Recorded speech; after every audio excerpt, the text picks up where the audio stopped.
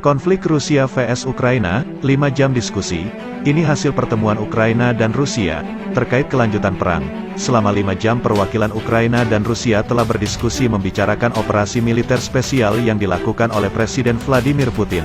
Diskusi yang digelar pada Senin, tanggal 28 Februari tahun 2022, bertempat di Belarus. Media asal Rusia yakni RT.com menjelaskan, Ukraina dan Rusia telah mencapai kesepakatan dalam sejumlah hal. Diskusi antara kedua belah pihak diketahui akan dilanjutkan di lain kesempatan. Topik diskusi yang dibicarakan pada Senin kemarin adalah gencatan senjata di Ukraina. Penasihat Presiden Ukraina, Mikhailo Podolyak, menyebut sudah ada beberapa solusi yang disorot. Beberapa solusi tertentu telah digarisbawahi, jelas Podolyak. Sementara itu Ajudan Presiden Putin, Vladimir Medinsky, menyebut sudah ada beberapa poin yang dapat dipenuhi oleh kedua belah pihak. Perwakilan dari Ukraina yang dipimpin oleh Menteri Pertahanan Ukraina, Alexei Reznikov, telah meminta agar segera dilakukan gencatan senjata dan meminta Rusia menarik pasukan militernya.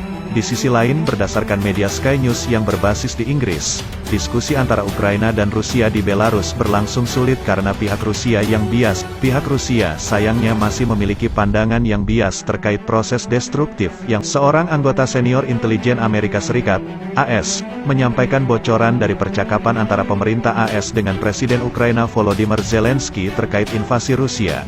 Zelensky ternyata sempat diberikan tawaran kabur atau evakuasi dari Kiev yang merupakan ibu kota Ukraina. Seperti yang diketahui, di hari ketiga invasi, tepatnya pada Sabtu, tanggal 26 Februari tahun 2022, pasukan militer Rusia telah memasuki kawasan ibu kota Ukraina.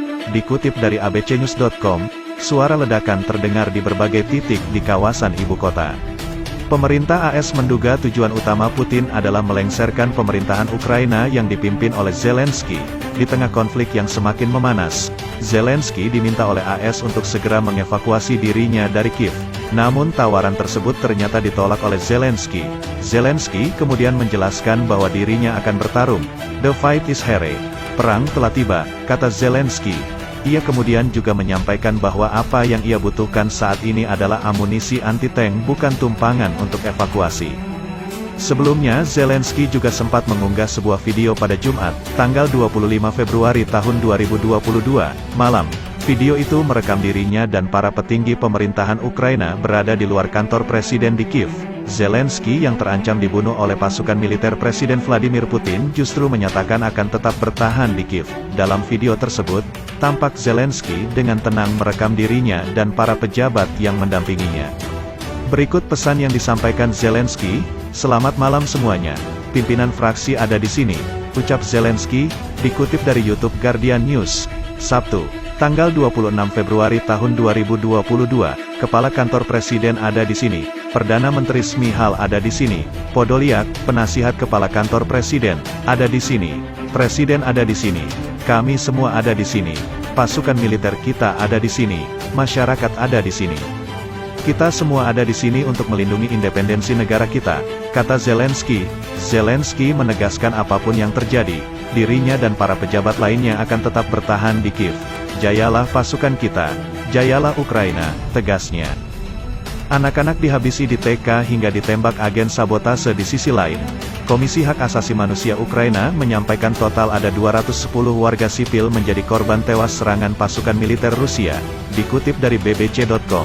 Senin, tanggal 28 Februari tahun 2022, dari total 210 warga sipil yang tewas, beberapa di antaranya adalah anak-anak. Alisa Hlans adalah satu dari 6 korban tewas yang meninggal karena serangan pasukan Rusia pada Jumat, tanggal 25 Februari tahun 2022 kemarin. Saat itu Alisa sedang berada di Taman Kanak-Kanak, TK, yang ada di kota kecil bernama Ohtirka. Dokter dan tim medis sempat berusaha menyelamatkan nyawa Alisa. Namun yang bersangkutan meninggal dunia pada Sabtu, tanggal 26 Februari tahun 2022, di rumah sakit. Gadis lainnya bernama Polina dibunuh saat bersama orang tuanya oleh agen sabotase Rusia. Polina dan orang tuanya dibunuh saat berada di jalanan di daerah ibu kota yakni Kiev. Sementara itu seorang anak laki-laki tewas ketika serangan Rusia mengenai apartemen tempatnya tinggal yang berada di bagian utara Ukraina. Ada beberapa warga negara Yunani yang menjadi korban tewas serangan Rusia. Masyarakat Yunani juga sempat melakukan protes di Kedutaan Besar Rusia untuk Yunani di Athena atas invasi pasukan Rusia.